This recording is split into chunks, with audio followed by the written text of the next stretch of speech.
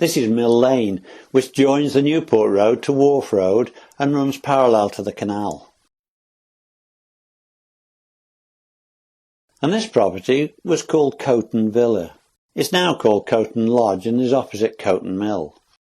It was originally a pub called the Rose and Crown and was demolished and rebuilt by William Wilder when he bought it in 1857.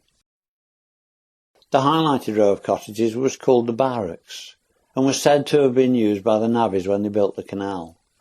However, they don't appear on the tithe map, published after the canal was completed, so were probably built later. The picture shown here was taken from the rear of the properties. Further down Mill Lane is this semi-detached cottage. The building was demolished some years ago, but the wrought iron fence was kept.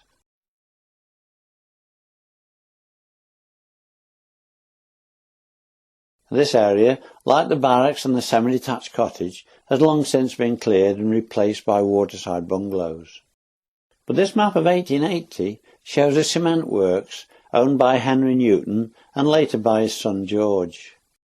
This photograph was taken from the canal towpath opposite the Boat Inn and shows the lime kilns and a very tall chimney. And a letterhead from 1889 of Gnosall cement and plaster of Paris works near Stafford. And an early advertisement. It seems that the bricks and tiles came from the Rouaban brickworks. The alabaster decoration around the font in St. Lawrence's Church was a gift from Henry Newton in 1886. Also in St. Lawrence's Church, the names of the 52 men connected with the village who fell in the First World War are inscribed on an alabaster tablet, another gift from the Newton family. Cement manufacture had stopped by 1932 and the works was used by George Newton as a builder's merchant. This sequence shows what the area looks like today. The highlighted property in Mill Lane opposite Newton's factory is now a private house. But it used to be a pub called the Badger's Rake. This is a current picture taken from Wharf Road looking down Mill Lane, and the view in earlier times when it was part of the area known as Newtown. At the end of Mill Lane is the Boat Inn.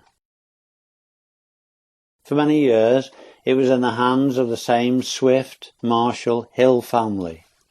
Rosina Swift was the licensee in 1912, then her daughter Rose, who married John Marshall, followed.